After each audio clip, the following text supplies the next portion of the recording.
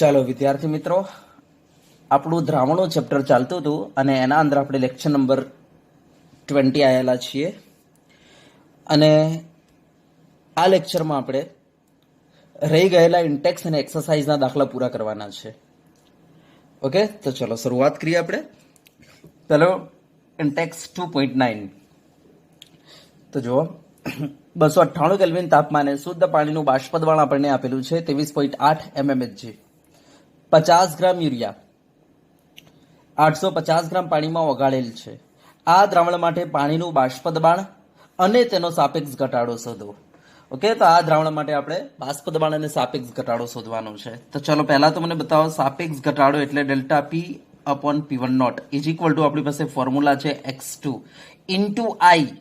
આ લખવો જરૂરી છે, પરંતુ તમે જોઈ શકો છો અહીંયા યુરિયા છે અને તમને ખબર છે વિદ્યુત અવિભાજ્ય પદાર્થો જેવા કે યુરિયા છે, સુક્રોઝ છે, ગ્લુકોઝ છે, એમના માટે આઈની કિંમત 1 હોય છે. તો એમના માટે આઈની કિંમત 1 હોવાથી આપણે લખતા નથી. બરાબર.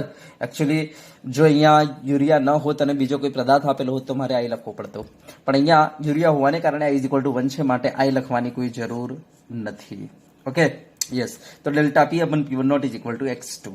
યસ, મારે સાપેક્ષ ઘટાડો શોધવાનો છે. એનો મતલબ delta P upon P1 not. મારે સાપેક્ષ ઘટાડો શોધવાનો છે. એનો મતલબ delta P upon P1 nought. તો ચલો, delta P upon P1 not is equal to x2. x2 એટલે દ્રાવ્યના મોલંશ. તો દ્રાવ્યના મોલંશ કાઢવા માટે પહેલા આપણે દ્રાવ્યના મોલ કાઢી લઈએ અને પછી દ્રાવકના મોલ કાઢી લઈએ. તો ચલો, દ્રાવ્યના મોલ બરાબર તો વજન ભાગ્યા અણુભાર. તો ચલો જોઈ લો, દ્રાવ્યનું વજન કેટલું આપેલું છે? તો 50 ગ્રામ યુરિયા છે. તો દ્રાવ્યનું વજન 50 ભાગ્યા અણુભાર કેટલો એનો 60. તો 50 ભાગ્યા 60 કરો તમે. તો 50 ભાગ્યા 60 કરવાથી 0.83 આવશે. ઓકે, ચલો એ જ રીતના દ્રાવકના મોલ. તો દ્રાવક કેટલું આપેલું છે? 850 ગ્રામ પાણી છે. તો આપણે કહીશું વજન ભાગ્યા અણુભાર. તો 850 ભાગ્યા અણુભાર પાણીનો 18. તો 850 ભાગ્યા તમે 18 કરો તો તમારો જવાબ આવશે 47.22. ચલો ઓકે, તો અહીંયા હવે મૂકી દઈએ. દ્રાવ્યના મોલંશ કાઢવાના છે. તો અહીંયા આપણે મૂકી દઈએ દ્રાવ્યના મોલ ભાગ્યા નીચે કુલ મોલ. ઓકે, તો delta P upon P1 not is equal to ઉપર N2 એટલે 0.83 અને નીચે N1 વત્તા N2 એટલે 0.83 વત્તા 47.22. તો તમારો અહીંયા મૂકી દઈએ આપણે 0.83 વત્તા બરાબર 47.22. ઓકે, તો delta P upon P1 not is equal to, ચલો આ બંનેનો ગુણોત્તર કરી નાખો. બરાબર, તો તમારો જવાબ આવશે 0.0172. 0.0172. તો આ થઈ ગયું પહેલું આપણો. બરાબર, એણે કહ્યું હતું બાષ્પ દબાણમાં થતો સાપેક્ષ ઘટાડો કાઢો. તો આ બાષ્પ દબાણમાં થતો સાપેક્ષ ઘટાડો આપણો આવી ગયો.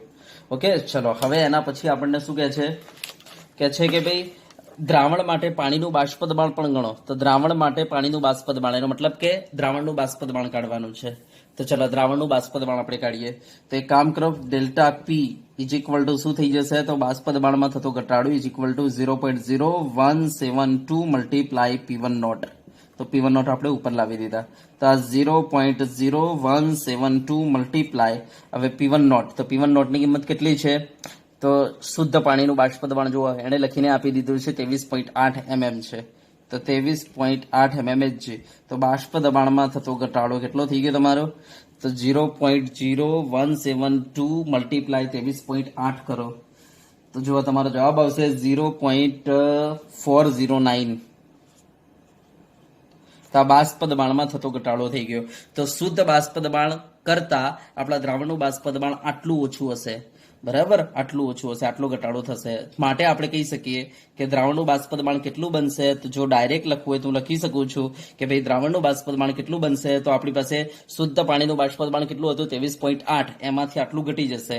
તો આપણે લખી શકીએ 23.8 માઇનસ કેટલું? 0.409.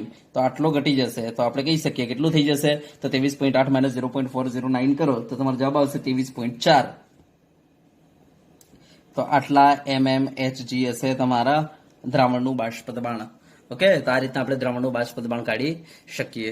હા, અહીંયા જો તમે ડાયરેક્ટ આવું ના કર્યું હોત અને અહીંયા ડેલ્ટા પી ની જગ્યાએ તમે કિંમત મૂકી દીધી હોત આ રીતના કે ભાઈ P1 નોટ માઇનસ PS, તો પીએસ ને પછી તમારે કરતા બની દેવાનું. તો પીએસ ઇઝ ઇક્વલ ટુ શું થઈ જતું? P1 નોટ -0.409 એટલે તમારું આ જ આવી જતું. તો ડાયરેક્ટ તમે અહીંયાથી પણ લખી શકો છો કે ભાઈ આટલો ઘટાડો છે તો તમારા દ્રાવણનું બાષ્પદબાણ કેટલું થઈ જશે? તો દ્રાવણનું જે બાષ્પદબાણ આવશે એમાં આટલું ઘટી જશે. તો તમારું જે દ્રાવકનું બાષ્પદબાણ હશે એમાં આટલું ઘટી જશે. બરાબર, તમારું જે દ્રાવકનું બાષ્પદબાણ હશે એમાં આટલું ઘટી જશે. ઓકે, 0.409 જેટલું ઘટી જશે. તો દ્રાવકનું બાષ્પદબાણ કેટલું છે? 23.8. તો એમાં આટલું ઘટાડી દો, એ તમારા દ્રાવણનું બાષ્પદબાણ થઈ જશે 23.4. તો તમે ડાયરેક્ટ લખી શકો છો. અથવા અહીંયા ડેલ્ટા પી ની જગ્યાએ તમે કિંમત મૂકી દો, P1 નોટ માઇનસ PS. કિંમત મૂકીને પછી PS ને કરતા બનાવી દો. તો PS ઇઝ ઇક્વલ ટુ શું થઈ જાય? P1 nought minus 0.409. તો 23.4 આવી જશે. તો આ રીતના આપણે દ્રાવણનું બાષ્પદબાણ એટલે કે PS કાઢી શકીએ. આપણને એમ જ કહ્યું છે આ દ્રાવણ માટે પાણીનું બાષ્પદબાણ ગણો, એનો મતલબ કે દ્રાવણનું બાષ્પદબાણ ગણવાનું કહ્યું છે. તો આપણે આ રીતના આને સોલ્વ કરીશું. આ ઇન્ટેક્સ 2.9 થઈ ગયું. ચલો હવે એના પછી આપણે જોઈએ, બરાબર, ઇન્ટેક્સ 2.10 ઇન્ટેક્સ 2.10. તો જો અહીંયા આપણને શું કહે છે કે 750 mm Hg દબાણે પાણીનું ઉત્કલન બિંદુ આપેલું છે 99.63 અંશ સેલ્સિયસ. બરાબર, તો શુદ્ધ પાણીનું ઉત્કલન બિંદુ એને આપી દીધું છે. હવે કે છે 500 ગ્રામ પાણીમાં કેટલો સુક્રોજ ઉમેરવો જોઈએ કે જેથી તે 100 અંશ સેલ્સિયસ તાપમાને ઉકળે? એનો મતલબ કે સુક્રોજ કેટલો ઉમેરવો જોઈએ કે જેથી પાણીનું ઉત્કલન બિંદુ 99.63 થી કેટલું વધી જાય? 100 ડિગ્રી થઈ જાય. તો આપણે કહીશું કેટલો વધારો કરવાનો છે? તો delta TB is equal two આપણે કહી શકીએ 100 માઇનસ 99.63 એટલે કે આપણે કહી શકીએ કે ભાઈ 0.37. તમારે આટલા ડિગ્રી વધારો કરવાનો છે. તો આટલા ડિગ્રી વધારો કરવા માટે 500 ગ્રામ પાણીમાં તમારે કેટલો સુક્રોજ નાખવો જોઈએ? આપણને એમ કે છે.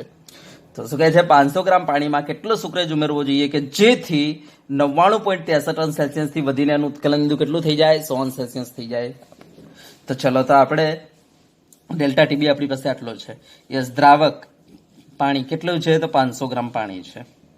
ઓકે, કેટલા સુક્રોજ ઉમેરવું જોઈએ? એનો મતલબ W2 આપણે ફાઇન્ડ કરવાનું છે, શોધવાનું છે W2. Okay, yes. હવે તો અહીંયા આપણે ફોર્મ્યુલા મૂકી દઈએ, delta TB is equal two KB into W2 upon M2 multiply W1 એટલે કે મોલાલિટી ઇન્ટુ I. યસ, બરાબર. પરંતુ તમે જોઈ શકો છો અહીંયા સુક્રોજ આપેલો છે અને સુક્રોજ માટે I ની કિંમત 1 હોવાથી આપણે લખીશું નહીં. એકચ્યુઅલી I લખવો જોઈએ પણ સુક્રોજ માટે I ની કિંમત 1 છે, માટે આપણે લખવાની કોઈ જરૂર નથી. તો ચલો, delta TB is equal two KB W2 upon M2 multiply W1.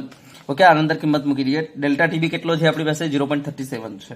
તો 0.37 ઇઝ ઇક્વલ ટુ KB.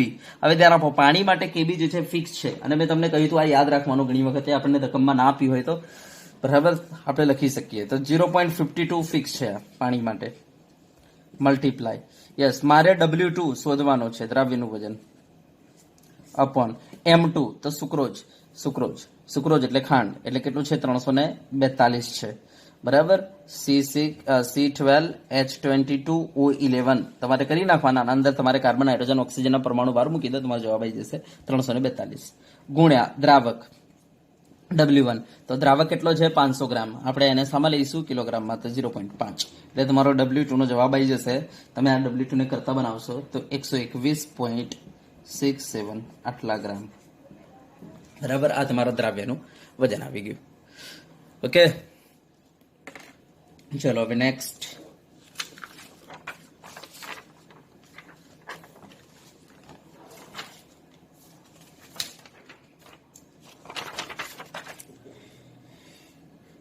ચલો હવે આપણે જોઈએ ઇન્ટેક્સ 2.11. શું કહે છે? 75 ગ્રામ એસિટિક એસિડ માં ઉમેરવા પડતા એસ્કોર્બિક એસિડનું દળ ગણો જેથી તેનું ગલનબિંદુ જે છે 1.5 અંશ સેલ્સિયસ જેટલું ઘટાડી શકાય. બરાબર, અને અહીંયા KF આપણને લખીને આપેલો છે 3.9 કેલ્વિન કિલોગ્રામ મોલ ઇનવર્સ. તો તમે જોઈ શકો છો 75 ગ્રામ એસિટિક એસિડમાં ઉમેરવા પડતા એસ્કોર્બિક એસિડનું દળ ગણો જેથી તેનું ગલનબિંદુ 1.5 અંશ સેલ્સિયસ જેટલું ઘટાડી શકાય. એનો મતલબ ગલનબિંદુ એટલે કે ડેલ્ટા TF આપણને લખીને આપી દીધું છે એને, ઠાર બિંદુ કેટલું ઘટાડવાનું છે? 1.5 અંશ સેલ્સિયસ. બરાબર, તો 75 ગ્રામ એસિટિક એસિડમાં ઉમેરવા પડતા એસ્કોર્બિક એસિડનું દળ ગણો. તો આપણે W2 કાઢવાનું છે, એસ્કોર્બિક એસિડનું દળ ગણવાનું છે. યસ, W1 આપણને આપી દીધો છે 75 ગ્રામ એસિટિક એસિડ છે. બરાબર, 75 ગ્રામ એસિટિક એસિડ છે આપણને આપ્યું છે. ઓકે, KF તો આપણી પાસે છે જ, બસ આપણે શોધવાનું W2 છે. તો ચલો, delta TF is equal to શું થઈ જશે? KF ઇન્ટુ મોલાલિટી, એટલે કે W2 upon M2 multiply W1 into I. પણ એસ્કોર્બિક એસિડ જે છે એ વિદ્યુત અવિભાજ્ય છે, માટે ત્યાં I ની કિંમત 1 હોય છે, માટે I લખવાની જરૂર નથી. Okay, yes. હવે આના અંદર આપણે શોધવાનું W2 છે, બાકી બધી કિંમતો મૂકી દઈએ. ડેલ્ટા TF કેટલો છે? તો જો 1.5 આન્સર સેન્સ. ચલો, KF, તો KF જો 3.9 છે, ગુણ્યા W2 આપણે શોધવાનું છે, એમ રાખો, અપોન M2. M2 એટલે એસ્કોર્બિક એસિડનો અણુભાર, તો C6H8O6 છે. તો કાર્બન 12 મૂકી દો, હાઇડ્રોજન 1 મૂકી દો, ઓક્સિજન 16 મૂકી દો, તો તમારો જવાબ આવી જશે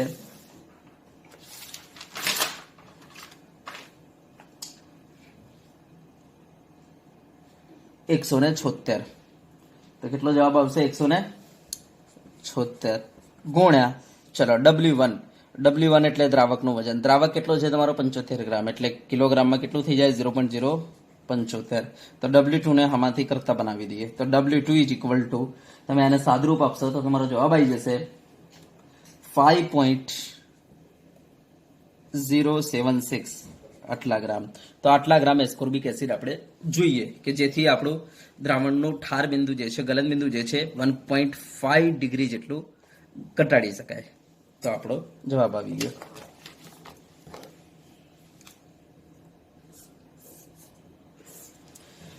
ચલો, હવે નેક્સ્ટ.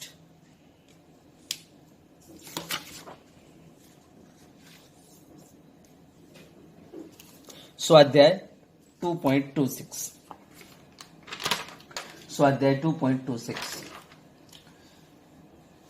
જો શું કહે છે? જો કોઈ સરોવરના પાણીની ઘનતા 1.25 ગ્રામ પર ml હોય અને તે 92 ગ્રામ Na પ્લસ આયન પ્રતિ કિલોગ્રામ પાણી ધરાવતું હોય તો સરોવરના પાણીમાં Na પ્લસની મોલાલિટી કેટલી હશે? તો આપણે મોલાલિટી કાઢવાની છે. તો મોલાલિટી ઇઝ ઇક્વલ ટુ, ઉપર દ્રાવ્યનું વજન મૂકી દઈએ, તો આપણે Na પ્લસની મોલાલિટી કાઢવાની છે. તો Na પ્લસનું વજન કેટલું છે? 92. તો ઉપર 92 મૂકી દો, 92 ગ્રામ Na પ્લસ, બરાબર, પ્રતિ કિલોગ્રામ પાણી. એનો મતલબ દ્રાવક કેટલો છે? 1 કિલોગ્રામ. હવે Na પ્લસ જે છે એનો પરમાણુ ભાર કેટલો? 23. અને આપણી પાસે દ્રાવક કેટલો છે? 1 કિલોગ્રામ. યસ, તો અહીંયા મૂકી દો 1 કિલોગ્રામ. તો મોલાલિટી તમારી નીકળી જશે 92/23 મલ્ટીપ્લાય 1 કરવું પડશે, તો તમારું મોલાલિટી આવી જશે 4. બરાબર, એકમ શું લાગે? મોલ પર કેજી. તો આ તમારું મોલાલિટી આવી ગઈ 4 મોલ પર કેજી.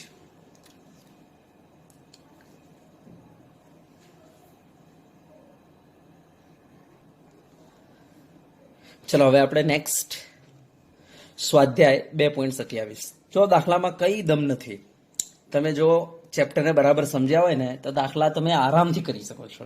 દાખલામાં કઈ જ નથી. ચલો જુઓ, સ્વાધ્યાય 2.27.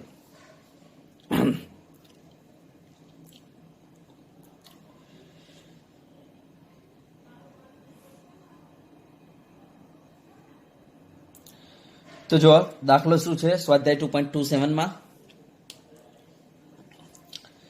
તો જો CuS નો દ્રાવ્યતા ગુણાકાર KSP તમને 6 × 10⁻16 આપેલ હોય તો કે છે કે CuS જે છે એની જલીય દ્રાવણમાં મોલારિટી એટલે કે દ્રાવ્યતા શોધવાની છે. તો આપણે સંતુલન ચેપ્ટરમાં KSP ભણી ચૂકેલા છીએ, તો તમને દરેકનો KSP લખતા આવડવું જોઈએ. તો ચલો, અહીંયા આપણને CuS આપેલું છે, એનો KSP આપી દીધો છે, અને આપણે એની દ્રાવ્યતા શોધવાની છે. બરાબર, એનો મતલબ મોલારિટી શોધવાની છે, જેને આપણે S કહેતા હતા. બરાબર, તો અહીંયા CuS. ઓકે, ચલો, તો CuS જે છે એના માટે સમીકરણ કેવું બનશે? તો CuS સોલિડ, બરાબર, પાણીમાં નાખીએ એટલે બે હિસ્સામાં તૂટી જશે. Cu + 2 aqueous plus S - 2 aqueous. Yes, જો આની દ્રાવ્યતા S મોલ પર લિટર હોય, બરાબર, તો આ S મોલ પર લિટર જેટલો તૂટી જશે, એટલે આ બનશે કેટલો? S મોલ પર લિટર, S મોલ પર લિટર. તો ચલો, આનો KSP મારે લખવું છે. તો KSP = શું થઈ જશે? તો Cu + 2 આયનની સાંદ્રતા ઇન્ટુ આપણે લખીશું S - 2 આયનની સાંદ્રતા. યસ, બરાબર. આગળ જો તત્વયુગ્મિતિ ગુણાંક હોય કોઈ, તો એ આપણો ઘાત બની જશે, એ આપણો ઘાત બની જશે. બરાબર. તો આપણે આ રીતના કંઈક કેએસપી લખતા હતા. તો મેં પહેલા તો સીયુ એસ માટે કેએસપી લખી દીધો. હવે આના અંદર આપણે કિંમતો મૂકી દઈએ. તો KSP is equal to CU plus 2. તો કેટલા ધારેલા છે આપણે? એસ, કારણ કે આગળ 1 છે એટલે 1s કહેવાય. જો આગળ 2 હોત તો 2s લખતા. બરાબર. આગળ જો 3 હોત તો 3s લખતા. અહીંયા આપણે કહીશું કે કંઈ નથી, માટે આપણે ખાલી એસ ધારીશું, કારણ કે આની દ્રાવ્યતા એસ છે. તો આપણે લખીશું એસ મોલ પર લીટર. અહીંયા આગળ કંઈ નથી એટલે S mole per litre. Okay. તો KSP is equal to CU plus 2 કેટલા છે? તો એસ. તો અહીંયા આપણે એસ મૂકી દઈએ. બરાબર. અહીંયા એસ માઇનસ 2, તો એસ માઇનસ 2 કેટલા છે? S mole per litre. તો આપણે એસ મૂકી દઈએ. તો કેએસપી ઇઝ ઇક્વલ ટુ શું થઈ ગયો? એસ નો સ્ક્વેર થઈ ગયો. તો S is equal two, S એટલે દ્રાવ્યતા, તો એસ ઇઝ ઇક્વલ ટુ શું થઈ ગયું? અંડરરૂટ કેએસપી થઈ ગયું. હવે જો આપણને કેએસપી આપી દીધો છે C2S નો, કેટલો આપેલો છે? 6 × 10 પાવર માઇનસ 16. તો મેં મૂકી દીધું. ચલો આનું વર્ગમૂળ કાઢી લો. બરાબર. તો તમે વર્ગમૂળ કાઢી લેશો, તમારો જવાબ આવશે 10 પાવર માઇનસ 16 નું વર્ગમૂળ થઈ જશે 10 પાવર માઇનસ 8, અને આ 6 નું તમારું વર્ગમૂળ થઈ જશે 2.45. યસ. તો આપણા દ્રાવ્યતા આવી ગઈ. આ દ્રાવ્યતા મોલ પર લીટરમાં આવેલી છે. ઓકે. તો આ રીતના આપણે દ્રાવ્યતા કાઢી શકીએ. તો આ એક્સરસાઇઝ 2.27 પૂરો થાય છે. ઓકે. તો દાખલામાં કઈ દમ છે નહીં. ચલો નેક્સ્ટ એક્સરસાઇઝ 2.28. તો જો અહીંયા 6.5 ગ્રામ એસ્પિરિન 450 ગ્રામ એસિટોનાઇટ્રાઇલમાં ઓગાળવામાં આવે તો એસ્પિરિનની એસિટોનાઇટ્રાઇલમાં દળથી ટકાવારી શોધો. તો એસ્પિરિનની આપણે દળથી ટકાવારી કાઢવાની છે. બરાબર. એનો મતલબ પર્સન્ટેજ વેટ બાય વેટ કાઢવાનો છે, દળથી ટકાવારી. હવે તમને ખબર છે કે દળથી ટકાવારીનું સૂત્ર શું હતું? તો ઉપર દ્રાવ્ય મૂકો, નીચે શું કરો? દ્રાવણ કરી દો, એટલે કે દ્રાવ્ય પ્લસ દ્રાવક, ગુણ્યા શું કરો? 100 કરી દો. એટલે આ ટકાવારીનું સૂત્ર થઈ ગયું. ચલો હવે દ્રાવ્ય આપણે કોની કાઢવાની છે? એસ્પિરિનની. તો એસ્પિરિન આપણું દ્રાવ્ય કહેવાય. તો અહીંયા કેટલો છે? 6.5 ગ્રામ. ઓકે. ચલો દ્રાવણ.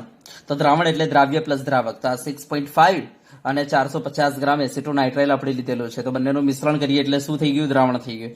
તો 6.5 ગ્રામ એસ્પિરિન 450 ગ્રામ એસિટોનાઇટ્રાઇલમાં ઓગાળવામાં આવેલો છે. તો દ્રાવણ શું થઈ ગયું? 6.5 પ્લસ 450. આ તમારું દ્રાવણ થઈ ગયું નીચે ટોટલ મલ્ટીપ્લાય 100. યસ. તો આ 6.5 અપોન આ થઈ જશે 456.5 ગુણ્યા 100.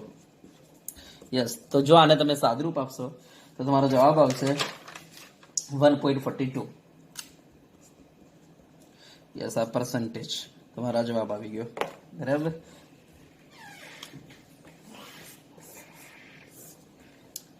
ચાલો તો અહીંયા એક્સરસાઇઝ 2.8 આપણો પૂરો થાય છે. તો ચલો હવે નેક્સ્ટ એક્સરસાઇઝ 2.29. તો જો અહીંયા આપણને નેલોરફિન, બરાબર, આ એક દવા આપેલી છે જે કે છે મોર્ફિનને સમાન છે.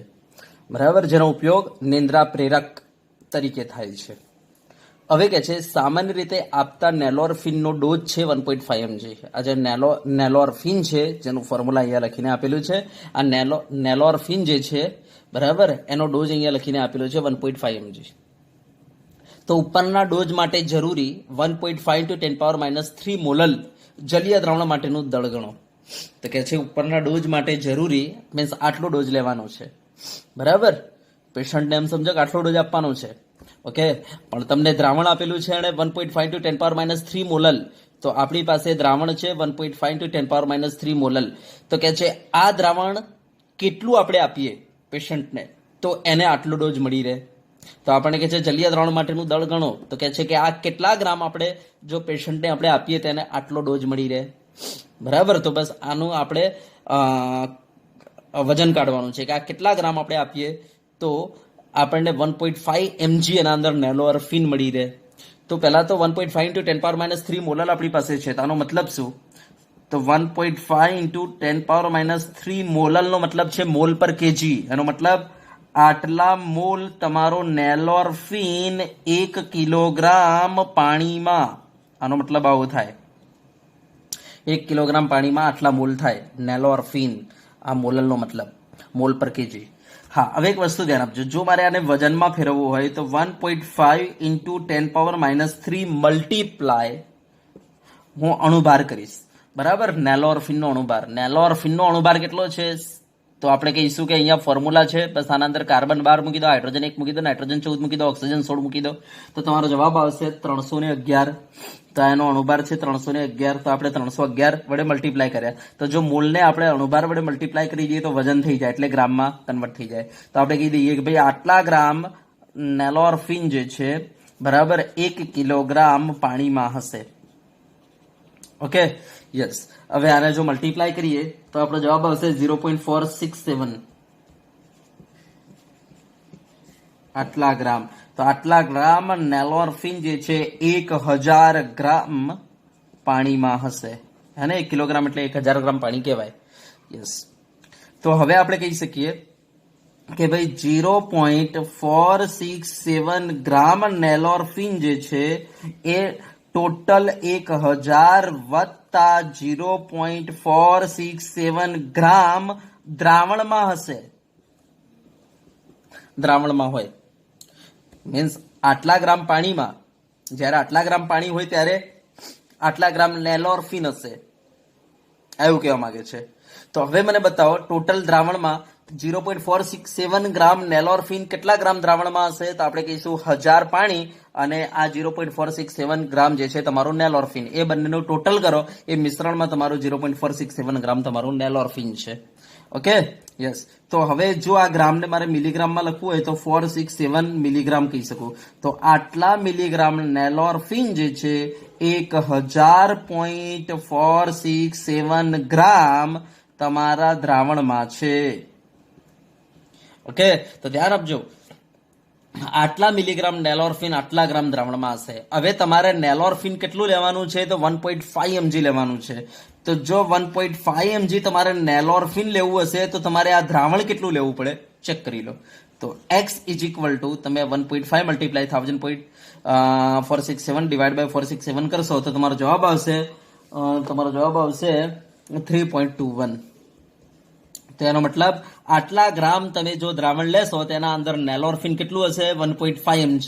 અને આપણે બસ એ જ કહ્યું હતું કે ભાઈ ઉપરના ડોઝ માટે જરૂરી આ દ્રાવણનું દળ ગણો. તો કહી દો એ દ્રાવણ તમારે કેટલું લેવું પડે? 3.21 ગ્રામ તમારે લેવો પડે. બરાબર. તો આપણે 1.5 × 10⁻³ મોલલ દ્રાવણ કેટલું લેવું પડે? તો 3.21 ગ્રામ આપણે જો લઈશું તેના અંદર નેલોરફિન કેટલું હશે? તો 1.5 mg તમારો નેલોરફિન હશે. ઓકે, તો બરાબર ધ્યાનથી જોજો કે અહીંયા 1 કિલોગ્રામ જ્યારે પાણી હશે ત્યારે એના અંદર આટલા મોલ નેલોરફિન હશે. તો 1 કિલોગ્રામ પાણીના અંદર કેટલા ગ્રામ નેલોરફિન હશે? તો મોલને આપણે ગ્રામમાં ફેરવી દીધું તો ખબર પડી કે આટલા ગ્રામ નેલોરફિન જે છે 1 કિલોગ્રામ પાણીમાં હશે. બરાબર,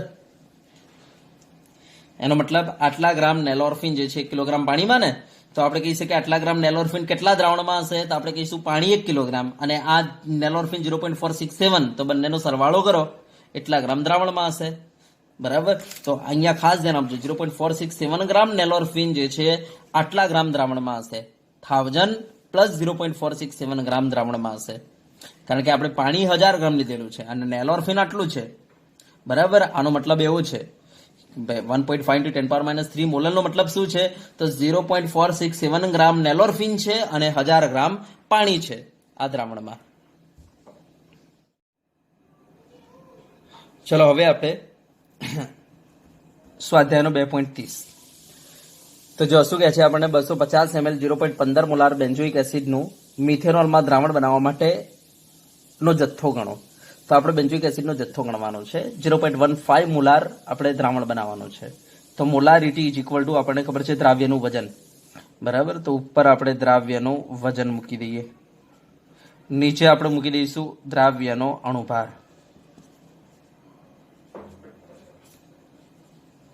ખૂણે અહીંયા આપણે શું મૂકીએ છીએ? દ્રાવણ મૂકીએ છીએ અને એનું આપણે કદ મૂકીએ છીએ.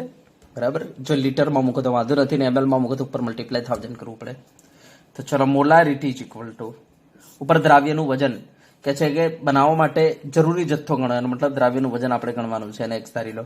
દ્રાવ્યનો અણુભાર તો બેન્ઝોઇક એસિડનું આપણે બનાવવાનું છે. બેન્ઝોઇક એસિડનો અણુભાર 122 છે ગુણ્યા દ્રાવણનું કદ લીટરમાં, તો 250 ml મારે દ્રાવણ બનાવવાનું છે તો 0.250 થઈ જાય.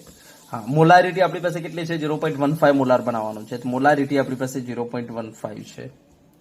ઓકે, તો ચલો એક્સ ને કરતા બનાવી દો આમાંથી. તો એક્સ ઇઝ ઇક્વલ ટુ, તમે સિમ્પ્લિફાઈ કરીને જોશો તો તમારો જવાબ આવશે 4.57.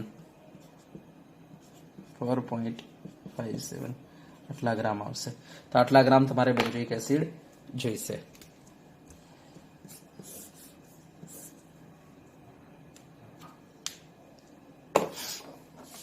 ચલો હવે નેક્સ્ટ.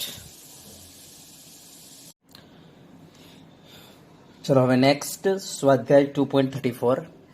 બરાબર. તો જો 293 કેલ્વિન તાપમાને પાણીનું બાષ્પદબાણ આપેલું છે 17.535 mmHg. એટલે શુદ્ધ પાણીનું બાષ્પદબાણ અહીંયા આપી દીધેલું છે. તો અહીંયા આપણે નોટતા જઈએ કે ભાઈ P1 નોટ આપણને કેટલું આપેલું છે? 17.535 mmHg. Okay, yes. હવે 293 કેલ્વિન તાપમાને જ્યારે 450 ગ્રામ પાણીમાં, એનો મતલબ દ્રાવકનું વજન આપેલું છે એને 450 ગ્રામ પાણીમાં 25 ગ્રામ ગ્લુકોઝ, એનો મતલબ W2 તમને આપી દીધું છે 25 ગ્રામ ગ્લુકોઝ ઓગાળવામાં આવે ત્યારે દ્રાવણનું બાષ્પ દબાણ ગણો. ત્યારે બાષ્પ દબાણ ગણવાનું છે, એનો મતલબ દ્રાવણનું બાષ્પ દબાણ ગણવાનું છે, PS ગણવાનું છે. ઓકે, તો હવે આપણે ફોર્મ્યુલા લગાવી દઈએ. P1 નોટ આપેલું છે અને PS શોધવાનું છે. દ્રાવકનું બાષ્પ દબાણ આપેલું છે અને દ્રાવણનું શોધવાનું છે. તો આપણો ફોર્મ્યુલા છે delta P upon P1 not is equal to X2. બરાબર, આપણો ફોર્મ્યુલા છે ઇન્ટુ I. પણ અહીંયા ગ્લુકોઝ હોવાથી આપણે I ઇઝ ઇક્વલ ટુ 1 હોવાથી લખીશું નહીં. તો ચલો પહેલા ડેલ્ટા P કાઢી લઈએ. તો delta P is equal to શું થઈ જશે? તો P1 નોટ ઇન્ટુ X2. તો X2 કાઢવો પડશે. તો X2 એટલે દ્રાવ્યના મોલન્સ કાઢવા પડશે. હવે દ્રાવ્યના મોલન્સ જો તમારે કાઢવા હોય તો પહેલા મોલ કાઢી લો. તો દ્રાવ્યના મોલ કેટલા થશે? તો દ્રાવ્ય એટલે આપણે કહીશું કે ગ્લુકોઝ. તો ગ્લુકોઝનું વજન જો તમને આપેલું છે 25 ગ્રામ. યસ, ને અણુભાર કેટલો થઈ જશે? 180. તો 25 ભાગ્યા 180 તમે કરશો તો તમારા આવશે 0.138. 0.138. Okay, yes. ચલો એ રીતના દ્રાવકના મોલ કાઢી લો. તો N1. તો N1 ઇઝ ઇક્વલ ટુ આપણે કહીશું કેટલું દ્રાવક લીધેલું છે? 450 ગ્રામ પાણી લીધેલું છે. તો 450 ભાગ્યા પાણી છે એટલે 18. તો 450 ભાગ્યા 18 કરો. તો 450 ભાગ્યા 18 કરવાથી જવાબ આવશે 25. ઓકે, તો ચલો હવે આપણે દ્રાવ્યના મોલન્સ કાઢી લઈએ. તો X2 ઇઝ ઇક્વલ ટુ દ્રાવ્યના મોલ છે 0.138 ભાગ્યા નીચે 25 વત્તા 0.138 એટલે 25.138. આ બંનેનો ભાગાકાર કરતા જવાબ આવશે તમારો દ્રાવ્યના મોલ અંશ 0.0054. તો 0.00549 આ તમારા દ્રાવ્યના મોલ આવી ગયા. ચલો હવે અહીંયા મૂકી દઈએ આપણે દ્રાવ્યના મોલ. ઓકે, તો delta P is equal to P1 nought. તો આપણા શુદ્ધ પાણીનું બાષ્પ દબાણ કેટલું આપેલું છે? 17.535 ઇન્ટુ X2. X2 કેટલું આવ્યો? 0.0054. તો 0.0054 બરાબર 89. યસ, તો ગુણાકાર કરશો એટલે ડેલ્ટા P તમારો આવી જશે. તો delta P is equal two 0.096. તો 0.09626. તો આટલો બાષ્પ દબાણમાં ઘટાડો આવી ગયો. બરાબર. તો હવે શુદ્ધ દ્રાવકનું બાષ્પ દબાણ તમારે 17.535 હતું ને, 535. તો એમાં આટલો ઘટાડો થશે. તો દ્રાવણનું બાષ્પ દબાણ કેટલું થઈ જશે? તો આપણે કહીશું 17.535 માઇનસ 0.09626 કરી લો. આ તમારો જવાબ. અથવા તમે આ રીતના લખો તો એ ચાલે. ડેલ્ટા P ની જગ્યાએ શું લખી નાખવાનું? તો P1 nought minus PS is equal to 0.09626. તમારે PS શોધવાનું છે. તો PS is equal to PS આ બદલાયું હું. તો PS ઇઝ ઇક્વલ ટુ તો P1 નોટ માઇનસ 0.09626. ચલો કિંમત મૂકી દઈએ. તો P1 નોટની કેટલી છે?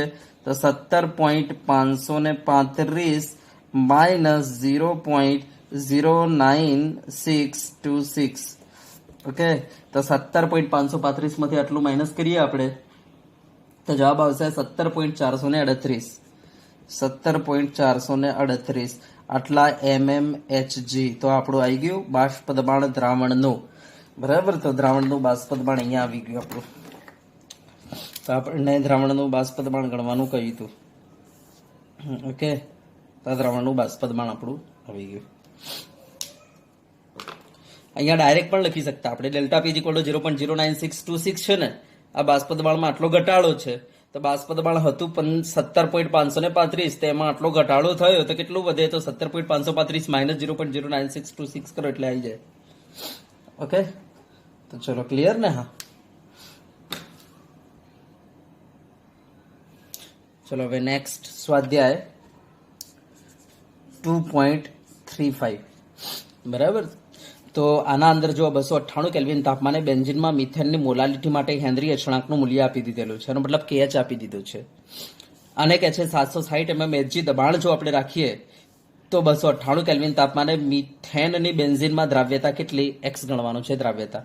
તો આપણને દબાણ આપેલું છે 760 mmHg હોય ત્યારે દ્રાવ્યતા કેટલી? તો હવે આપણને ખબર છે, આપણી પાસે ફોર્મ્યુલા કયું છે? P KH × X. બરાબર, જો આપણને દબાણ ખબર હોય તો આપણે દ્રાવ્યતા શોધી શકીએ છીએ.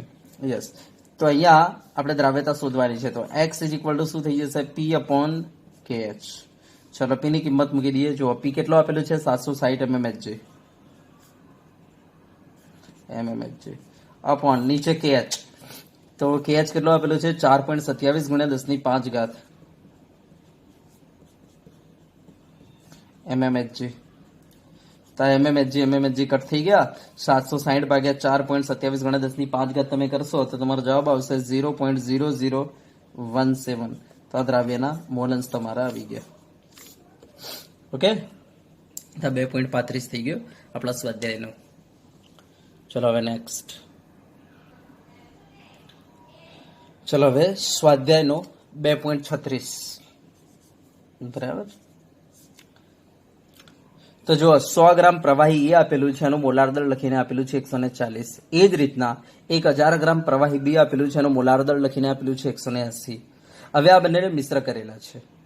બરાબર, હવે કહે છે એમાં શુદ્ધ પ્રવાહી બી નું બાષ્પ દબાણ એને લખીને આપેલું છે. એનો મતલબ P0 બી લખીને આપેલું છે 500 ટોર. તો શુદ્ધ પ્રવાહી એનું બાષ્પ દબાણ ગણો. એનો મતલબ P0 એ ગણો. P0 બી આપેલું છે અને P0 એ ગણવાનું કહે છે. હવે કહે છે કુલ દબાણ 475 ટોર આપી દીધું છે. બરાબર, કુલ દબાણ પણ આપી દીધું છે. અને કહે છે તેનું દ્રાવણમાં બાષ્પ દબાણ ગણો. એનો મતલબ PA શોધો. બરાબર, કહે છે કે ભાઈ આ જે શુદ્ધ પ્રવાહી એ છે એનું બાષ્પ દબાણ ગણો, અને જો દ્રાવણનું કુલ દબાણ 475 ટોર હોય તો તેનું દ્રાવણમાં બાષ્પ દબાણ ગણો. એનો મતલબ એનું દ્રાવણમાં બાષ્પ દબાણ ગણવાનું છે. એનો મતલબ PA શોધવાનું છે. બરાબર, હા, અને સાથે સાથે P0 એ પણ શોધવાનું છે. તો ચલો પહેલા તો અહીંયા આપણને શું આપેલું છે નોંધી લઈએ. તો જુઓ, પહેલા તો એનું વજન મને આપી દીધું છે 100 ગ્રામ. ઓકે, યસ, અને એનું મોલાર દળ આપી દીધું છે મને 140 ગ્રામ પર મોલ. ઓકે, ચલો સેમ એ રીતના મને બી નું વજન આપી દીધું છે. તમે જોઈ શકો છો કેટલું આપેલું છે? 1000 ગ્રામ. અને એનું મોલાર દળ મને લખીને આપી દીધું છે. એનું મોલાર દળ લખીને આપેલું છે મને 180 ગ્રામ પર મોલ. ઓકે, યસ, અને મને શુદ્ધ બી જે છે એનું બાષ્પ દબાણ લખીને આપેલું છે 500 ટોર. ઓકે, તો હવે મને કહે છે શુદ્ધ એનું બાષ્પ દબાણ શોધો. તો પહેલી તો વાત એ છે કે આપણને પી ટોટલ લખીને આપી દીધું છે. પી ટોટલ લખીને આપેલું છે 475 ટોર. પી ટોટલ કેટલું લખીને આપેલું છે? 475 ટોર. ઓકે, બરાબર. તો હવે એક કામ કરીએ, આપણે P0 શોધવાનું છે. તો આપણી પાસે ફોર્મ્યુલા છે જ કે ભાઈ તમારે શું કરવું પડશે. તો ફોર્મ્યુલા કંઈક આ રીતના છે કે ભાઈ P total is equal two P0 into XA plus P0 B into XB. Yes, આમાંથી આપણે XA XB આમાંથી શોધી લઈશું, આ વજન જે આપેલા છે એમાંથી. ઓકે, તો XA XB મળી જશે. P0 A આપણે શોધવાનું છે, P0 B આપેલું છે, અને P ટોટલ છે એટલે મળી જશે આપણને. તો આપણે XA અને XB લાવવા પડશે પહેલા. તો ચલો XA લાવવા માટે આપણે શું કરવું પડશે? તો દ્રાવ્યના એના મોલ મારે શોધવા પડશે પહેલા. તો ચલો એના મોલ કેટલા થાય? તો એનું વજન છે 100 ગ્રામ. તો આપણે શું કરવું પડશે? એનું વજન 100 ગ્રામ છે ને, તો 100 ભાગ્યા એનું મોલાર દળ કેટલું છે? 140. તો 100 ભાગ્યા 140 કરો. ચલો 100 ભાગ્યા 140 કરવાથી જવાબ આવશે 0.71. તો એના મોલ આવી ગયા તમારી પાસે 0.71. ઓકે, ચલો એ જ રીતના બી ના મોલ શોધી લો. તો બી ના મોલ, તો બી નું વજન કેટલું છે? 1000. તો 1000 ભાગ્યા યસ એનું દળ કેટલું છે? 180. તો 1000 ભાગ્યા 180 કરો. ઓકે, તો 1000 ભાગ્યા 180 કરતા તમારો જવાબ આવશે 5.55. તો બી ના મોલ કેટલા છે? 5.55 છે. ઓકે, ચલો એ અને બી ના મોલ આવી ગયા. હવે આપણે એક કામ કરીએ, એના મોલન્સ કાઢી લઈએ. તો એના મોલન્સ કેટલા હશે? તો એના મોલન્સ એટલે 0.71 અપોન નીચે 0.71 વત્તા 5.55. તો તમારે આવશે 0.71 વત્તા 5.55, 5.55 કરો. ઓકે, તો તમે આ કરશો સાદુરૂપ આપશો તો 0.11 આવે છે. બરાબર, તો આ એના મૂલ અંશ આવી ગયા 0.11.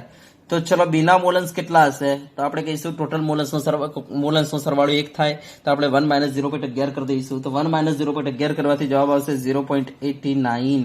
તો આપણે કહી શકીએ બીના મોલન્સ કેટલા છે? 0.89.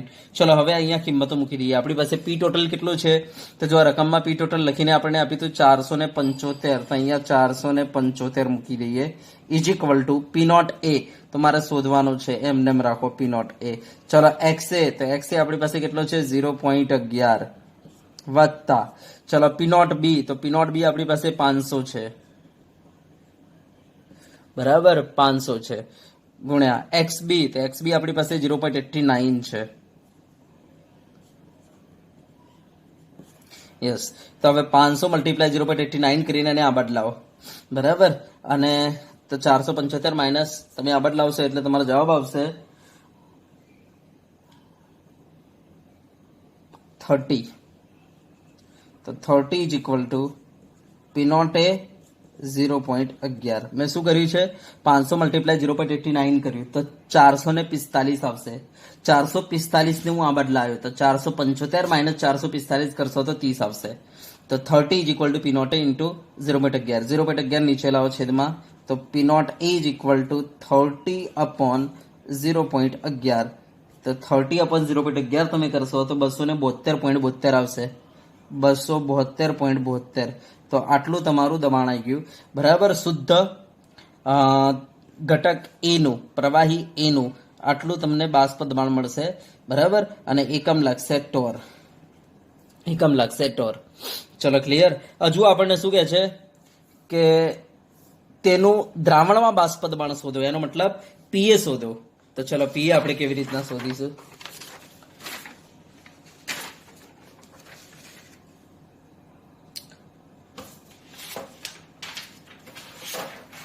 તો જુઓ, પીએ શોધવાનું આપણને કહે છે.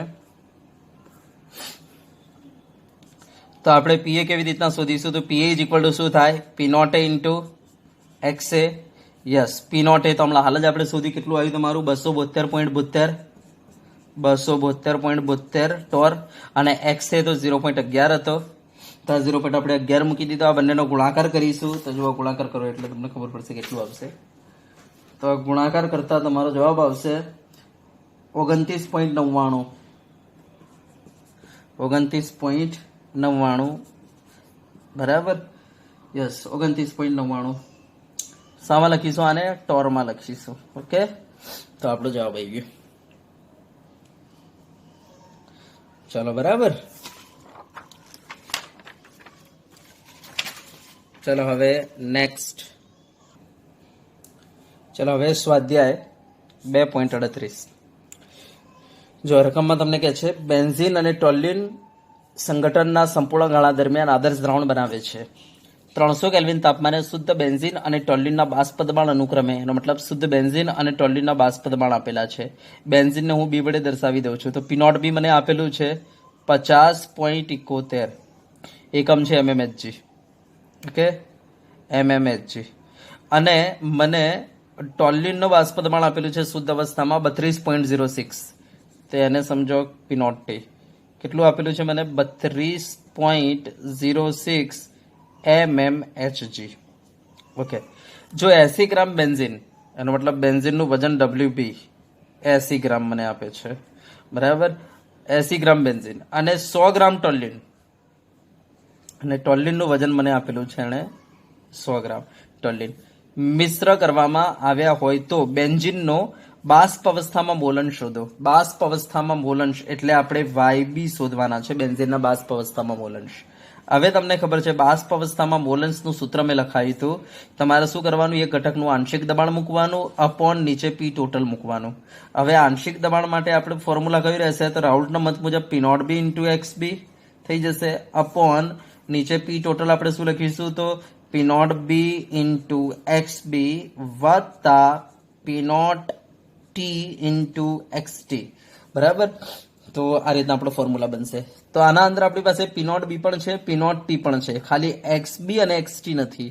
તો ચલો આપણે XB એટલે બેન્ઝીનના મોલન શોધી લઈએ. તો બેન્ઝીનના મોલન શોધવા માટે પહેલા તો તમારે બેન્ઝીનના મોલ શોધવા પડશે.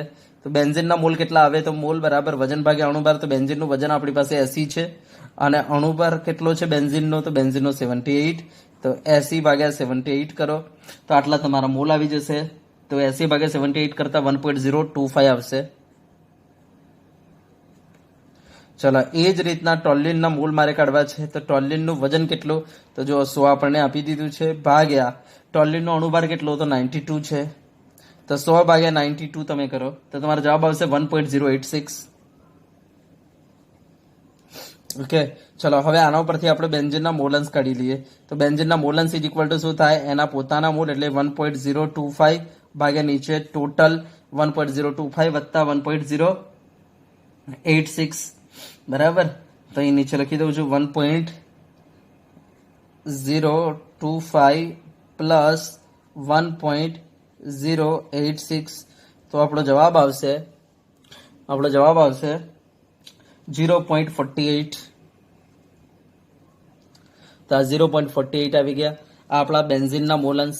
તો હવે ટોલ્યુઇનના મોલન્સ કેટલા હશે, તો આપણે કહીશું 1 - 0.48 કરવાના. તો 1 - 0.48 કરતા 0.52 વધશે, 0.52. તો આ ટોલ્યુઇનના મોલન્સ આવી ગયા. ચલો હવે આ બધી કિંમતો આના અંદર મૂકી દઈએ સમીકરણમાં આપણા. તો અહીંયા P0B કેટલો છે આપણી પાસે 50.71 ઇન્ટુ XB કેટલો છે, તો 0.48 ભાગ્યા નીચે P0B 50.71 XB 0.48 વત્તા ચલો P0T કેટલા છે, તો P0T 32.06 ઇન્ટુ XT. તો ટોલ્યુઇનના મોલન્સ કેટલા છે 0.52. ઓકે, ચલો તો આ તમે સાદરૂપ આપશો તો તમારો જવાબ આવશે 0.59. બરાબર, તો આપણા બેન્ઝીનના મોલન્સ આવી ગયા બાષ્પ કલામાં. ઓકે, અને ટોલ્યુઇનના મોલન્સ કાઢવા હોય તો કેટલા આવી જાય બાષ્પ કલામાં કાઢવા હોય તો આપણે શું કરીશું 1 માઇનસ કરી દઈશું. બરાબર, 1 - 0.59 થઈ જશે એટલે કેટલું થાય 0.41. ઓકે, તો આપણને કયા નતા પણ આ રીતના કાઢી શકીએ. ચલો ઓકે,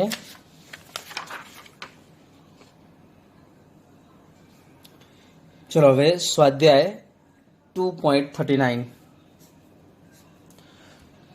જો રકમમાં શું કહેલું છે આપણને, હવા ઘણા વાયુઓનું મિશ્રણ છે. 298 કેલ્વિન તાપમાને મુખ્ય ઘટકો O2 અને N2 નું લગભગ પ્રમાણ કદથી આપી દીધું છે 20% અને 79%, 79% આપી દીધું છે. બરાબર, એનો મતલબ O2 અને N2 નું કદથી પ્રમાણ આપી દીધું છે. તો અહીંયા આપણે ડેટા બનાવતા જઈએ. આપણને શું આપેલું છે, તો કદથી આપણને પ્રમાણ આપી દીધું છે O2 નું આપેલું છે 20% અને કદથી આપણને N2 નું પ્રમાણ લખીને આપી દીધું છે 79%. ઓકે, ચલો હવે કહે છે 10 atm દબાણે પાણી હવા સાથે સંતુલનમાં છે. તો આપણને ટોટલ બરાબર દબાણ આપી દીધેલું છે P ટોટલ 10 atm. એકચ્યુઅલી પાણી ઉપર આ હવા છે, હવાના અંદર ઓક્સિજન જે છે 20% છે અને N2 79% છે. અને આ ટોટલ પાણીની બાષ્પ સાથે આ જે છે હવા 10 atm દબાણે સંતુલનમાં છે, આવું લખીને આપેલું છે. એનો મતલબ કે કુલ પાણી ઉપર જે હવા છે એનું દબાણ કેટલું કહેવાય 10 atm. તો 10 atm દબાણે પાણી હવા સાથે સંતુલનમાં છે. તો હવાનું કુલ દબાણ કેટલું છે આપણું 10 atm છે. એનો મતલબ આવો છે કે આપણને અહીંયા પાણી આપેલું છે અને પાણી પર અહીંયા હવા આપેલી છે. હવાના અંદર કે છે O2 નું પ્રમાણ આપેલું છે 20% અને N2 નું પ્રમાણ 79% આપેલું છે. અને કે છે કે આ જે છે 10 ATM દબાણે સંતુલનમાં છે પાણી સાથે, પાણીની બાષ્પ સાથે. એટલે હવાનું કુલ દબાણ કેટલું થઈ ગયું? 10 ATM. ઓકે. હવે કે છે 298 કેલ્વિન તાપમાને O2 અને N2 ના KH ના મૂલ્યો આપેલા છે. O2 અને N2 ના KH ના મૂલ્યો આપી દીધેલા છે. બરાબર. તો અહીંયા હું લખી દઉં છું KH આપેલો છે કોના માટે? બરાબર, O2 માટે. O2 માટે KH કેટલો આપેલો છે? તો 3.30 ઇન્ટુ 10 પાવર 7. જોઈ લેજો કે mmHg આપેલું છે, ધ્યાન આપજો. જ્યારે આ ATM છે જ્યારે આ આપેલું છે mmHg. અને આ જ રીતના N2 માટે પણ એમણે KH આપી દીધું છે લખીને. બરાબર, કેટલો આપેલો છે? તો 6.51 into 10 power 7, 6.51 into 10 power 7 mmHg. તો હવે કે છે પાણીમાં આ વાયુનું સંઘટન શોધો. એનો મતલબ આ વાયુની દ્રાવ્યતા શોધો પાણીમાં. તો O2 ની દ્રાવ્યતા તમારે શોધવાની છે અને સાથે સાથે તમારે N2 ની દ્રાવ્યતા શોધવાની છે પાણીમાં. ઓકે. હવે જો દ્રાવ્યતા શોધવી હોય તો આ વાયુનું આંશિક દબાણ ખબર હોવી જોઈએ, કારણ કે P = KH × X હોય છે. તો હવે ટકાવાર પ્રમાણ આપણને આપેલું છે, તો ટકાવાર પ્રમાણ ઉપરથી આપણે ડાલ્ટનના નિયમ અનુસાર આંશિક દબાણ કાઢી શકીએ છીએ. તો જુઓ, આપણે 11માં સૂત્ર ભણી ચૂકેલા છીએ કે કોઈ પણ વાયુનું આંશિક દબાણ બરાબર એના ટકાવાર પ્રમાણ ભાગ્યા 100 મલ્ટીપ્લાય જો આપણે P ટોટલ કરીએ તેના બરાબર હોય છે. તો આ સૂત્ર આપણે ભણી ચૂકેલા છીએ. તો હવે અહીંયા ટકાવાર પ્રમાણ આપણને O2 નું ખબર છે, તો આપણે O2 નું આંશિક દબાણ કાઢી શકીએ. જો કેવી રીતના? તો O2 નું આંશિક દબાણ બરાબર આપણે ટકાવાર પ્રમાણ લખી દઈએ O2 નું, ભાગ્યા નીચે 100 કરી દઈએ, મલ્ટીપ્લાય આપણે શું કરી દઈએ? P ટોટલ કરી દઈએ. ઓકે. તો ચલો અહીંયા શું થઈ જશે? ટકાવાર પ્રમાણ કેટલું આપેલું છે? O2 નું 20 આપેલું છે, ભાગ્યા નીચે 100 અને P ટોટલ આપણી પાસે કેટલા ATM છે? 10 ATM છે. તો તમે આ કરશો એટલે તમારા શું થઈ ગયું? તમારો જવાબ આવી ગયો 2 ATM. યસ. આને આપણે mmHg માં કન્વર્ટ કરી નાખીએ તો 1 ATM એટલે 760 mmHg ને? તો 760 વડે મલ્ટીપ્લાય કરી નાખો તો 1520 mmHg આવી જશે તમારો. ચલો, O2 નું આંશિક દબાણ તમને મળી ગયું. હવે જો O2 નું આંશિક દબાણ મળી જાય તો આપણે એની દ્રાવ્યતા કાઢી શકીએ છીએ, કારણ કે P = સૂત્ર શું છે? KH × X. તો મને બતાવો X = શું થઈ જશે? P/KH થઈ જશે. ઓકે. તો આપણે PO2 = શું લખી શકીએ? KH × XO2. તો XO2 = શું થઈ જાય? PO2/KH. ઓકે. ચલો, PO2 કેટલા આવી ગયા આપણા? તો 1520 mmHg અને KH આપણને આપેલા છે. કેટલા આપેલા છે KH? તો તમે જોઈ શકો છો KH આપેલા છે 3.30 × 10 પાવર 7. તો 3.30 × 10 પાવર 7. યસ. તો આપણે આને સાદરૂપ આપતા જવાબ આવશે 460.60 × 10 પાવર 7 ઉપર લઈ જાઓ -7.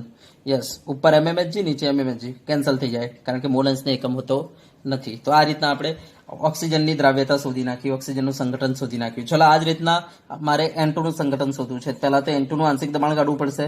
તો N2 નું આંશિક દબાણ = શું થઈ જશે? એનું ટકાવાર પ્રમાણ ભાગે આપણે શું કરવું પડશે? 100 મલ્ટીપ્લાય શું કરવું પડશે? P ટોટલ કરવું પડશે. યસ. તો હવે ટકાવાર પ્રમાણ આપણને રકમમાં 79 લખીને આપેલું છે, નીચે 100 મલ્ટીપ્લાય P ટોટલ 10 ATM. બરાબર. તો તમે આને સિમ્પ્લિફાય કરશો તમારો જવાબ આવશે 7.99 ATM. 7.99 ATM. ચલો, આને mmHg માં કન્વર્ટ કરી નાખો. ATM ની જગ્યાએ 760 mm લખી નાખો HG. તો તમારો જવાબ આવશે 6004 mmHg. ચલો, ઓકે. યસ. હવે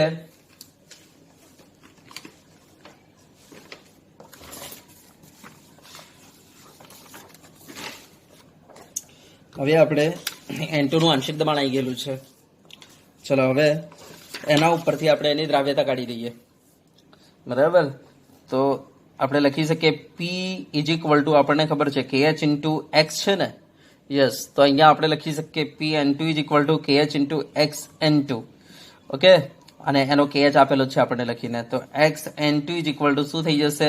PN2 અપોન નીચે બરાબર નાઇટ્રોજન વાયુ માટેનો KH. ચલો, આંશિક દબાણ કેટલું આવ્યું? હમણાં હાલ જ આપણે કાઢ્યું mmHg માં 6004 अपॉन नीचे KH, तो नाइट्रोजन માટે KH ને લખીને આપેલું છે આપણને રકમમાં. તો રકમમાં જુઓ નાઇટ્રોજન માટે KH કેટલો લખીને આપેલું છે એને 6.51 into 10 power 7. 6.51 into 10 power 7. Yes, આને તમે સાદુરૂપ આપશો તમારો જવાબ આવશે 922.27 into 10 power -7. ઓકે,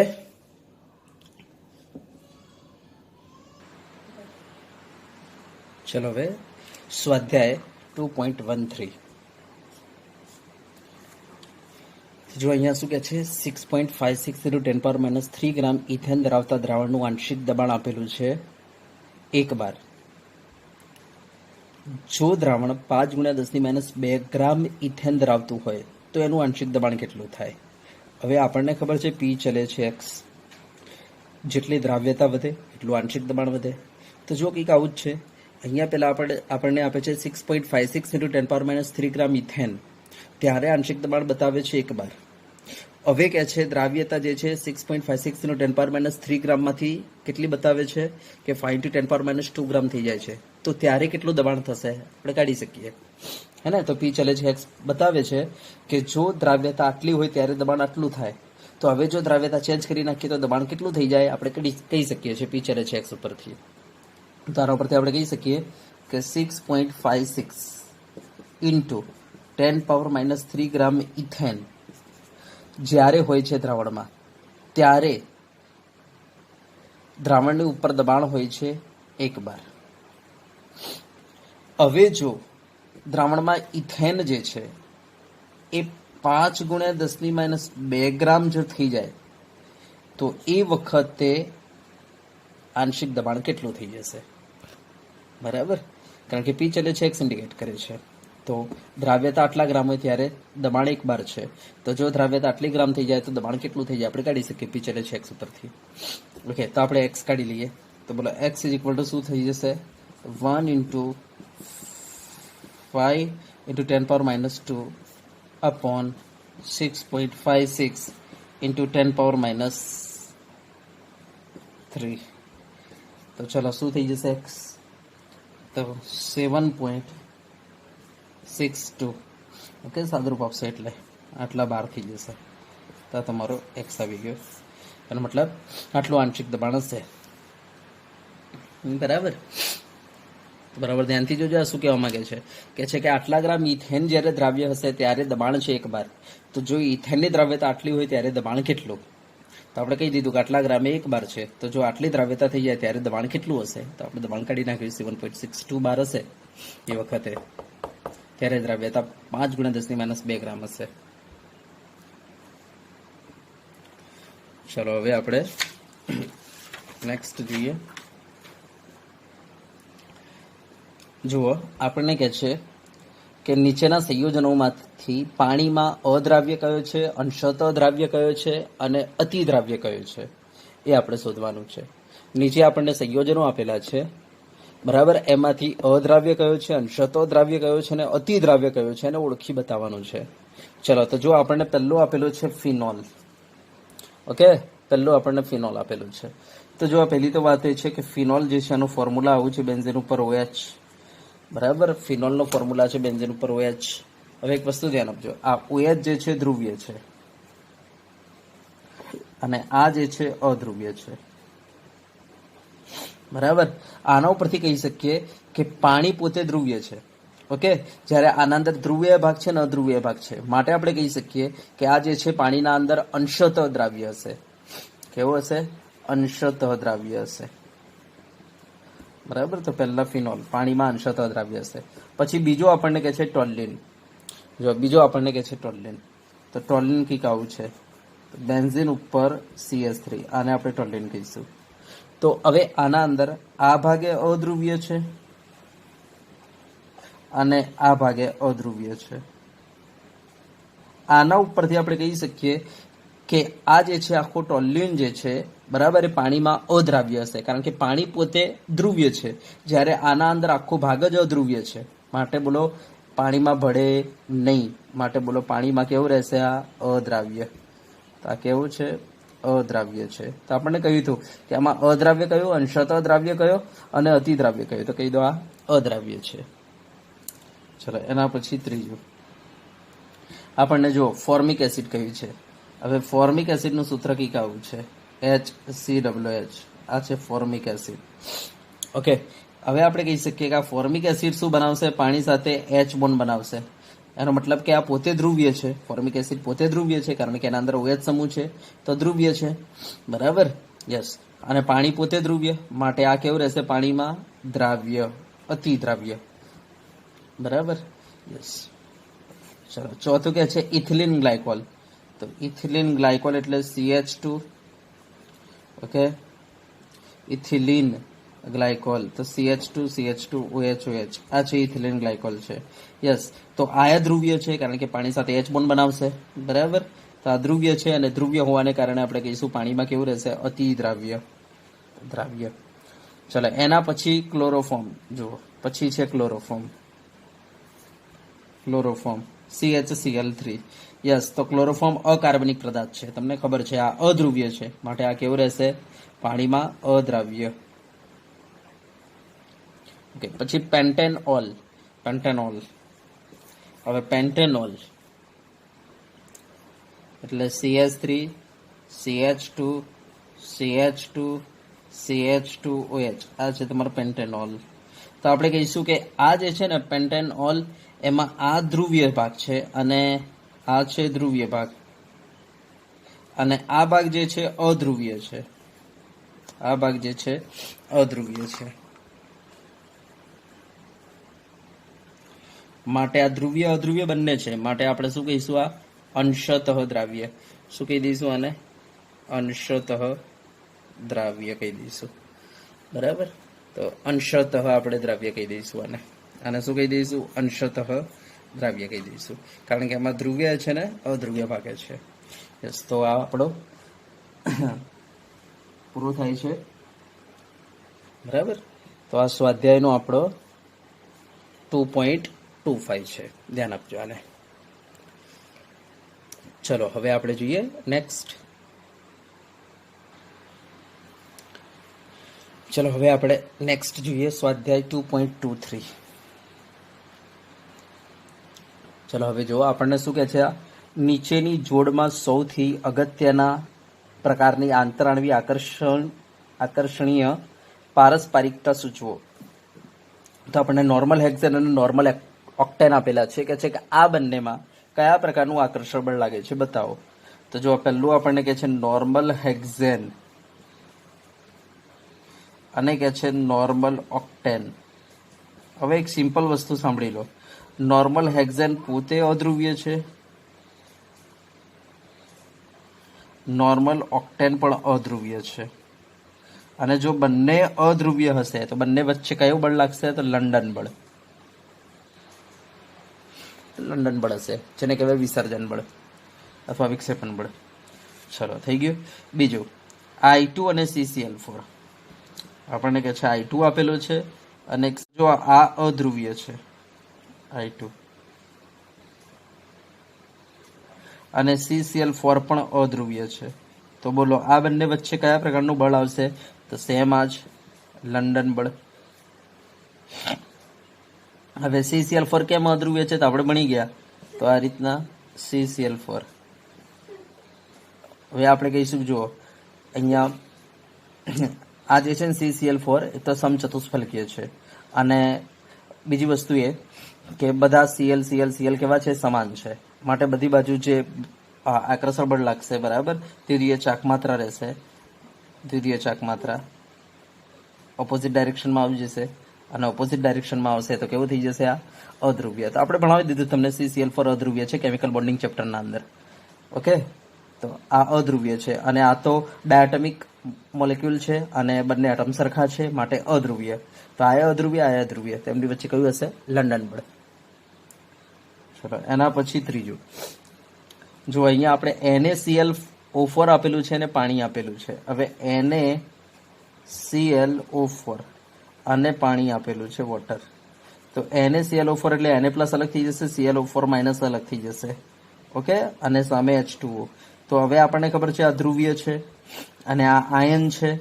તો આ બંને વચ્ચે જે આંતરક્રિયા થાય છે એને કહેવાય છે આયન દ્વિધ્રુવીય આંતરક્રિયા. કઈ કહેવાય છે? આયન દ્વિધ્રુવીય આંતરક્રિયા.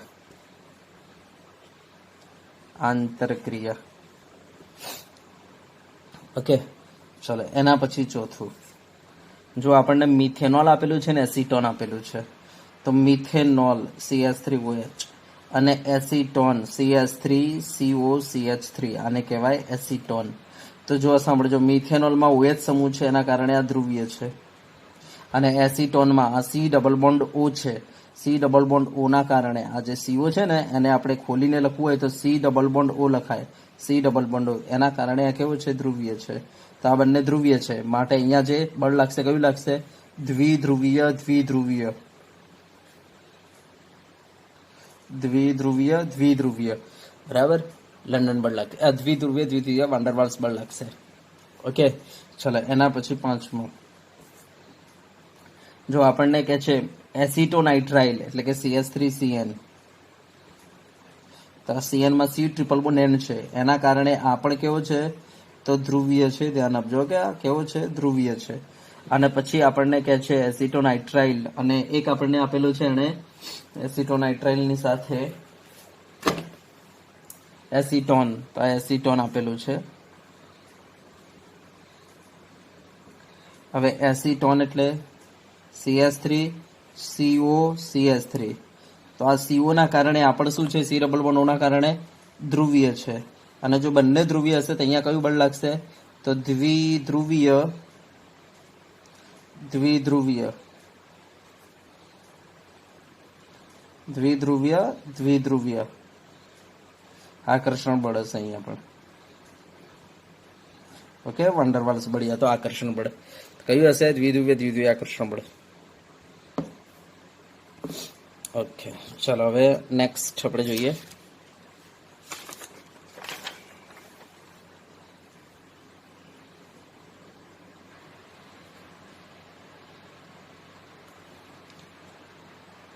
હવે જો અહીંયા સ્વાધ્યાય 2.11 આપણને કહે છે શા માટે વાયુ હંમેશા જેમ તાપમાન વધારવામાં આવે છે તેમ ઓછા દ્રાવ્ય થાય છે?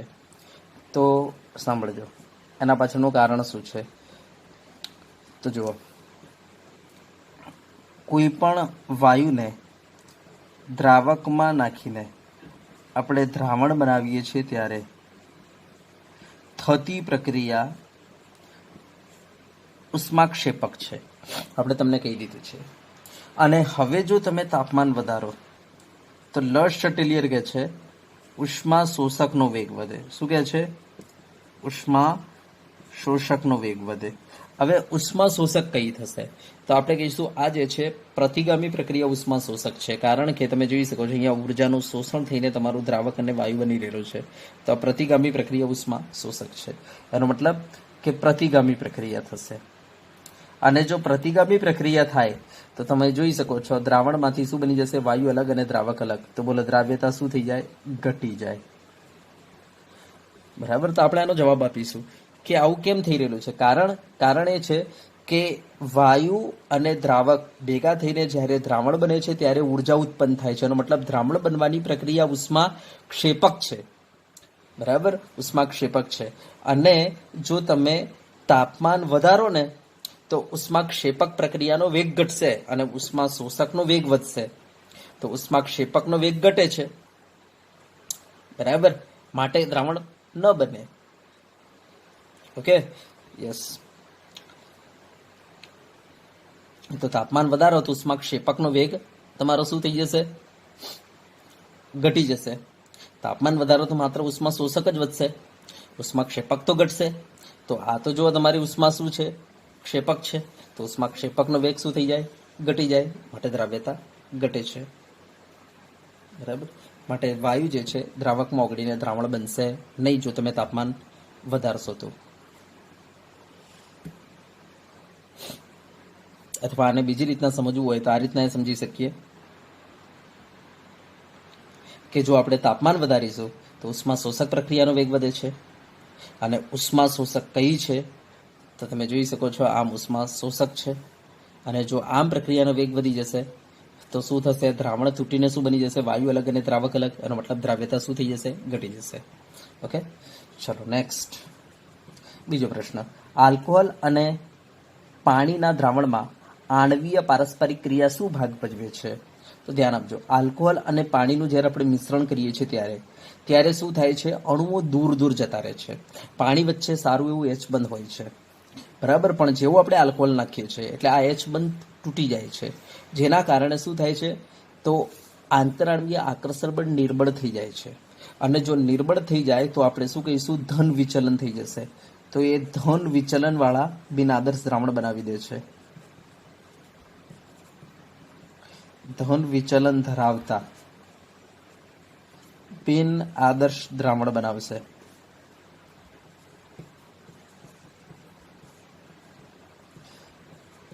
અને તમને ખબર છે, જો ધન વિચલન વાળા બિન આદર્શ દ્રાવણ બનાવશે તો અણુઓ દૂર દૂર ગયા, અને અણુઓ દૂર દૂર ગયા તેમનું બાષ્પ દબાણ કેવું થઈ જશે? બરાબર, તો વધી જશે. તો આપણે કહીશું આલ્કોહોલ અને પાણી કરતા, બરાબર, એમના મિશ્રણનું બાષ્પ દબાણ વધી જાય. અને જો બાષ્પ દબાણ વધી જાય તો ઉત્કલન બિંદુ શું થઈ જાય? ઘટી જાય. બરાબર, તો એ બંનેના મિશ્રણનું બાષ્પ દબાણ જે છે એ પાણી અને આલ્કોહોલ કરતા કેવું હોય છે? ઊંચું હોય છે. અને ઉત્કલન બિંદુ પાણી અને આલ્કોહોલ કરતા કેવું હોય છે? નીચું હોય છે. બરાબર, તો આ થઈ ગયું. ચલો હવે નેક્સ્ટ.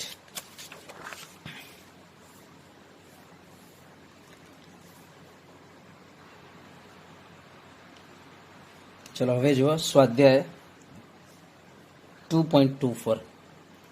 આપણને કહે છે દ્રાવ્ય દ્રાવક પારસ્પરિક ક્રિયાના આધારે નીચેનાને તેમની એન ઓક્ટેનમાં દ્રાવ્યતાના ચડતા ક્રમમાં ગોઠવો. તો નીચે આપણને 4 સંયોજનો આપેલા છે. એમની એન ઓક્ટેનમાં જે દ્રાવ્યતા છે એના ક્રમમાં ગોઠવવાનો છે. તો જુઓ, એક છે સાયક્લોહેક્ઝેન, બીજું છે KCl, ત્રીજું છે CS3OH અને ચોથું છે CS3Cl. હવે સામે નોર્મલ ઓક્ટેન. હવે નોર્મલ ઓક્ટેન અદ્રાવ્ય છે, અધ્રુવ્ય છે, બરાબર. હવે તમને ખબર છે આમાંથી જે અધ્રુવ્ય હશે એ નોર્મલ ઓક્ટેનમાં દ્રાવ્ય થશે, અને આમાંથી જે ધ્રુવ્ય હશે એ નોર્મલ ઓક્ટેનમાં સૌથી ઓછો દ્રાવ્ય થશે. તો હવે સાંભળજો, સાયક્લોહેક્ઝેન જે છે અધ્રુવ્ય છે, બરાબર. હા, CS3Cl ધ્રુવ્ય છે પણ ઓછો ધ્રુવ્ય.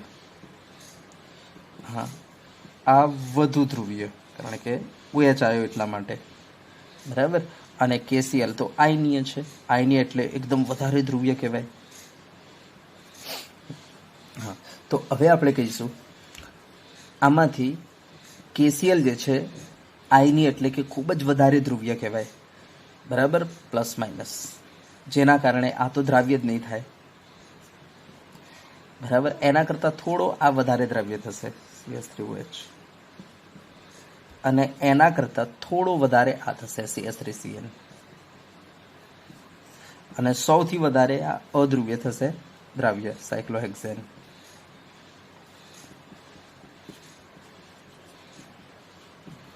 તો ધ્યાન આપજો, આ અધ્રુવ્ય હોવાને કારણે નોર્મલ હેક્ઝેનમાં નોર્મલ ઓક્ટેનમાં દ્રાવ્ય થઈ જશે, બરાબર. હા, આ એના કરતાં થોડો ઓછો આપણે કહી શકીએ અધ્રુવ્ય છે. આ સૌથી વધારે અધ્રુવ્ય, આ થોડો ઓછો અધ્રુવ્ય, બરાબર. આ તો બહુ ઓછો અધ્રુવ્ય, એનો મતલબ વધુ ધ્રુવ્ય, અને આ તો આખો આયનીય જ છે એટલે એકદમ ધ્રુવ્ય કહેવાય. તો આ વધુ ધ્રુવ્ય હોવાને કારણે સૌથી ઓછો દ્રાવ્ય, જ્યારે સાયક્લોહેક્ઝેન વધુ અધ્રુવ્ય છે માટે નોર્મલ ઓક્ટેનમાં દ્રાવ્ય થશે, બરાબર. તો ધ્યાન આપજો, આ એકદમ અધ્રુવ્ય છે, આ ધ્રુવ્યમાં આવશે, આ ધ્રુવ્યમાં આવશે, બરાબર. પણ આ બંનેમાં આ વધુ ધ્રુવ્ય, આ ઓછો ધ્રુવ્ય, અને આ તો આયનીય છે, બરાબર. આયનીય તો કાર્બનિક પદાર્થોમાં દ્રાવ્ય જ ના થાય તો પાણીમાં દ્રાવ્ય થાય, બરાબર. તો આ જોઈ લેજો. ચલો હવે આપણે જોઈ લઈએ સ્વાધ્યાય 2.31. ચલો હવે acidic acid, trichloro acetic acid અને ટ્રાયફ્લોરો એસિટિક એસિડના સમાન જથ્થાના ઉપયોગથી પાણીમાં ઠારબિંદુ અવનયન ઉપર જણાવેલા ક્રમમાં અવલોકિત થાય છે. એનો મતલબ એસિટિક એસિડ કરતાં વધારે ઠારબિંદુમાં ઘટાડો છે ટ્રાયક્લોરો એસિટિક એસિડમાં, અને એના કરતાં વધારે ઘટાડો ટ્રાયફ્લોરો એસિટિક એસિડમાં છે. બરાબર? તો કેમ એને સમજાવવાનું છે, ટૂંકમાં સમજાવો. તો હવે ધ્યાન આપજો. પહેલાં તો એસિટિક એસિડ એટલે CH3COOH. ઓકે, પછી ટ્રાયક્લોરો એસિટિક એસિડ, એનો મતલબ Cl, Cl, Cl, અને એના કરતાં વધારે ઠારબિંદુ અવનયન છે ટ્રાયફ્લોરો એસિટિક એસિડ. તો સૌથી વધારે આના અંદર ઠારબિંદુ અવનયન છે, સમજાવવાનું છે. તો એક વસ્તુ ધ્યાન આપજો કે અહીંયા આપણે જોઈ શકીએ છીએ કે આ Cl સમૂહ છે એની માઇનસ આઈ અસર છે, આ ફ્લોરિન સમૂહ એની પણ માઇનસ આઈ છે, અને આ માઇનસ આઈ વધુ છે. બરાબર? અને વધુ હોવાને કારણે આ વધુને વધુ શું કરશે, ઇલેક્ટ્રોન ખેંચી લેશે. અને આ ઇલેક્ટ્રોન જો વધારે ખેંચી લે તો શું થઈ જશે, અહીંયાથી ઓક્સિજન ઉપરથી ઇલેક્ટ્રોનની ઘનતા એકદમ ઘટી જશે. તો દાખલા તરીકે આપણે કહીએ કે અહીંયા ઇલેક્ટ્રોનની ઘનતા આટલી, બરાબર, તો અહીંયા એકદમ ઓછી થઈ જશે ઇલેક્ટ્રોનની ઘનતા. અહીંયા દાખલા તરીકે ઇલેક્ટ્રોનની ઘનતા આટલી છે, તો અહીંયા ઇલેક્ટ્રોન ખેંચી નાખે પેલા ફ્લોરિને, માટે ઇલેક્ટ્રોનની ઘનતા એકદમ ઘટી ગઈ. યસ, ક્લોરિન પાસે પણ માઇનસ આઈ અસર છે, પણ ફ્લોરિન કરતાં ઓછી છે, માટે આ પણ ક્લોરિન પણ ઇલેક્ટ્રોન ખેંચશે. પણ ઇલેક્ટ્રોન જે ખેંચશે આ ક્લોરિન, બરાબર, એ ઇલેક્ટ્રોન જે છે ફ્લોરિન જેટલી તાકાતથી નહીં ખેંચી શકે, જેના કારણે અહીંયા ઇલેક્ટ્રોનની ઘનતા ઘટશે, પણ એટલી ખાસ નહીં ઘટે. બરાબર? માટે આપણે કહી શકીએ કે આની સાપેક્ષે ઇલેક્ટ્રોનની ઘનતા ઓક્સિજન ઉપર ઓછી થઈ જશે, અને એની સાપેક્ષે ઇલેક્ટ્રોનની ઘનતા ઓક્સિજન ઉપર બહુ ઓછી થઈ જશે. હવે જો અહીંયા ઇલેક્ટ્રોનની ઘનતા બહુ ઓછી હોય તો આ સરળતાથી H+ છોડી દેશે. બરાબર? આ છોડશે પણ ઓછો, અને આ તો આ માઇનસથી H+ ને છોડશે જ નહીં. કેમ નહીં છોડે? કારણ કે આ માઇનસ જે છે અહીંયા ઘનતા વધારે છે, H+ ને પકડી રાખશે. અહીંયા ઓક્સિજન ઉપર ઇલેક્ટ્રોન ઘનતા ઓછી છે, માટે H+ છૂટી જશે. અહીંયા ઓક્સિજન ઉપર બહુ જ ઓછી છે, માટે આ H+ ને પકડી જ નહીં રાખે, માટે આ H+ એકદમ અહીંયાથી નીકળી જશે. માટે આપણે કહી શકીએ કે અહીંયા આયનો ખૂબ જ વધારે મળશે, અહીંયા આયનો થોડા ઓછા મળશે, અહીંયા આયનો બહુ જ ઓછા મળશે. તો અહીંયા આયનો વધારે મળે છે, અને તમને ખબર છે જે આયનો વધારે મળે ત્યાં ઠારબિંદુ અવનયન વધારે હોય, માટે આનું ઠારબિંદુમાં ઘટાડો ખૂબ જ વધારે હોય છે, આનું ઠારબિંદુ અવનયન વધારે છે. તો કહી દે એનું ઠારબિંદુ અવનયન એટલા માટે વધારે છે. બરાબર? આનું થોડું ઓછું, અને એના કરતાં ઓછું ઠારબિંદુ અવનયન આનું રહેશે. બરાબર? તો અહીંયા આપણું આ ચેપ્ટર પૂરું થાય છે. ઓકે, અને મહેનત કરો હવે વિદ્યાર્થી મિત્રો. અને હવે નેક્સ્ટ લેક્ચરમાં આપણે નીટ અને જેઈના બરાબર થોડા MCQs કરી લઈશું.